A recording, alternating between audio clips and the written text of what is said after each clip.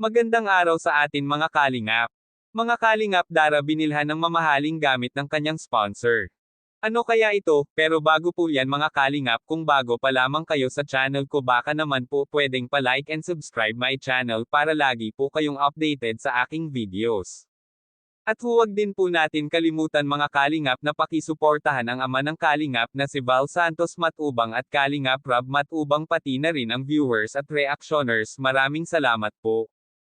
Mga kalingap, grabe, muling pinasyalan nila Kuya Rob si Dara para ihatid ang isang sorpresa ng isang sponsor kay Dara.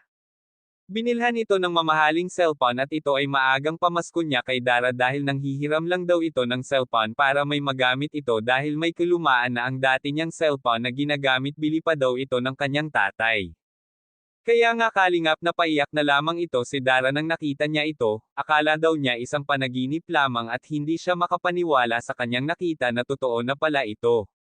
Dati daw pinapangarap lamang niya ito na sana magkaroon siya at yun ay hindi niya akalain na natupad na ito. Kaya nagiging emosyonal ito, kaya mga kalingap, nagpapasalamat ito si Dara sa kanyang sponsor na si Tita from USA dahil sa dami na nang naitulong nito kila Dara, lalong-lalo sa binigay niya mamahaling gamit nito. Habang buhay niya daw ito iingatan at aalagaan, nagpapasalamat din ito si Dara sa mga nagpadala ng parcel at nagpahabol ng regalo sa kanyang kaarawan.